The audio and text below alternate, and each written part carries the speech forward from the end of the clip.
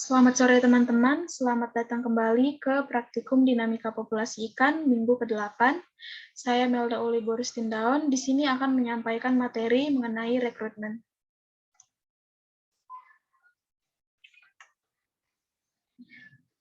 Jadi rekrutmen itu merupakan masuknya individu baru ke dalam suatu populasi, di mana terdapat dua kejadian utama pada beberapa kasus yang melibatkan perpindahan wilayah, di mana dua kejadian utama itu adalah reproduksi dan rekrutmen. Terdapat tempat spawning, drought, dan nursery. Di sini teman-teman bisa lihat ada simbol NG, FG, dan SG. NG ini menunjukkan nursery ground, FG merupakan feeding ground, dan SG merupakan spawning ground, di mana ketiganya saling berkaitan. Sehingga rekrutmen dapat juga kita definisikan sebagai perubahan ikan baru yang masuk ke wilayah penangkapan. Hubungan rekrutmen dengan induk, di mana tidak selamanya semakin banyak induk, semakin besar rekrutmen. Nah, bagaimana bisa seperti ini? Karena dalam penentuan rekrutmen terdapat faktor-faktor lain yang mempengaruhi. Nah, faktor yang mempengaruhi itu ada faktor biologi dan faktor lingkungan. Faktor biologi ada jumlah spawner atau jumlah pemijahan, jumlah telur, dan jumlah larva. Untuk faktor lingkungan, ada salinitas, suhu, arus, dan penangkapan. Dalam menentukan rekrutmen, ada beberapa model yang akan kita pelajari. Yang pertama itu model Ricker. Rumus untuk model Ricker ada ME sama dengan M ditambah BKS. Terdapat rumus untuk mencari B0, A, B1, S max, S equilibrium, R, dan ln R per S. Di mana rumus-rumus ini sama dengan yang teman-teman sudah catat sebelumnya. Nah, ini merupakan grafik untuk model Ricker, di mana grafik ini menunjukkan bahwa indukan dan rekrutmen semakin lama akan semakin menurun, karena semakin lama akan semakin banyak anak atau individu. Semakin banyak individu ini akan menyebabkan terjadi perebutan makanan yang jumlahnya terbatas. Selanjutnya ada model Beaverton and Holt. Untuk rumusnya dapat teman-teman lihat ada ME sama dengan M ditambah A dikali S. Untuk mencari nilai S equilibriumnya, yaitu sama dengan 1 dikurang C dibagi D. Nah, untuk nilai S max-nya itu sama dengan nilai dari S equilibriumnya. Selanjutnya, di sini ada grafiknya, di mana grafik dari model Beaverton and Holt ini menunjukkan bahwa jumlah rekrutmen akan semakin banyak. Hal ini disebabkan karena sudah memenuhi daya dukung atau carrying capacity. Yang terakhir ada model SPERT 1982. Untuk rumus model SPERT sendiri ada R sama dengan A dikali S dibagi 1 ditambah S per K pangkat B. Untuk model SPERT ini menyatakan bahwa tidak semua ikan memiliki pola yang sama antara rekrutmen dengan induk. Konstanta yang penting diamati adalah B. Stok yang semakin besar, maka rekrutmen turun karena terjadi persaingan makanan interspesies. Pola model seperti ini tidak hanya konstanta A dan B, namun juga ada K, yaitu konstanta pertumbuhan.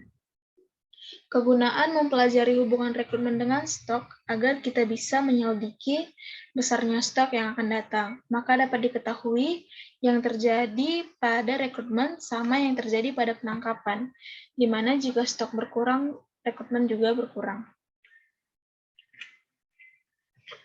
Nah, kemudian kita lanjut ke teladan dan latihan.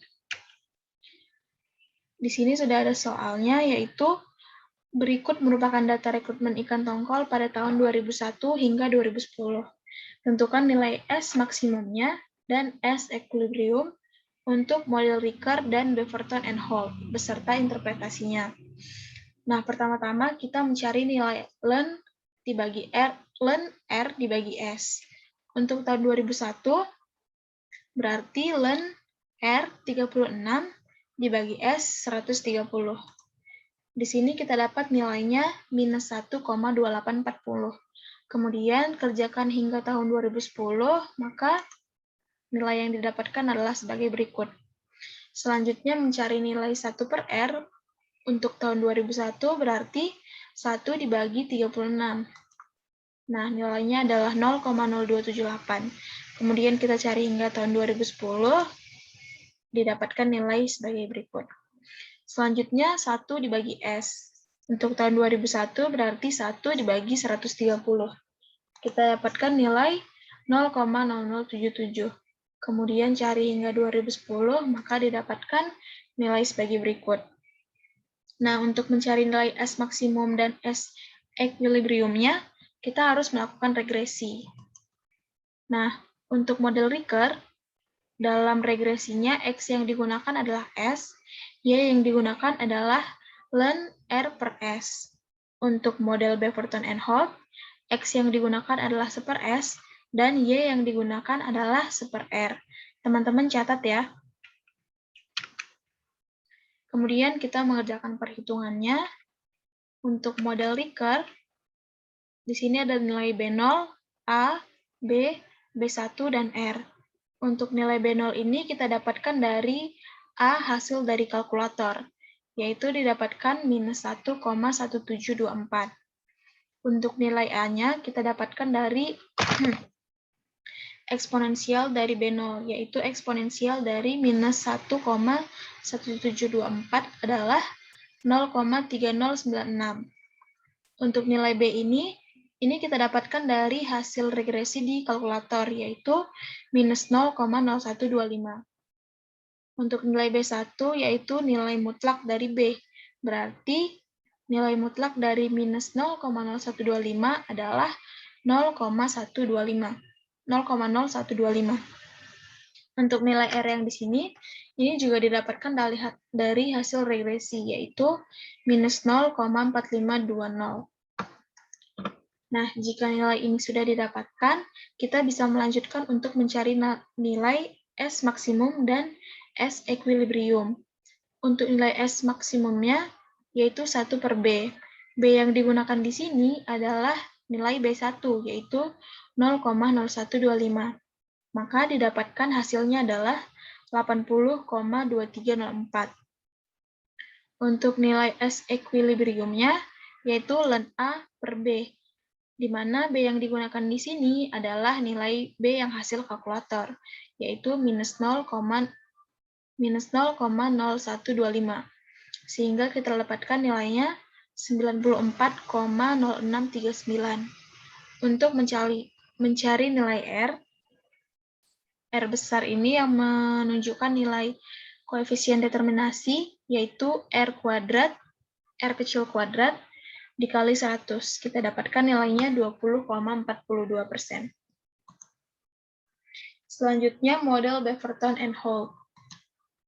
Untuk model Beverton and Holt, kita dapatkan nilai A, B, dan R itu dari hasil regresi, di mana A-nya 0,2937, B-nya minus 1,3854, dan R minus 0,1132. Nilai S equilibriumnya itu sama dengan 1 dikurang B per A, yaitu kita dapatkan nilainya 8,1212. Nah, nilai S maksimumnya itu sama dengan nilai S equilibriumnya, yaitu 8,1212. Untuk nilai R besarnya atau koefisien determinasinya, yaitu 1,28%. Interpretasinya, berdasarkan nilai R dapat diketahui bahwa model yang lebih baik adalah model Ricker. Hal ini karena nilai R model Ricker lebih besar, sehingga lebih menggambarkan daripada nilai R model Beverton and Holt. Nah, kemudian teman-teman lanjutkan mengerjakan latihan. Terima kasih.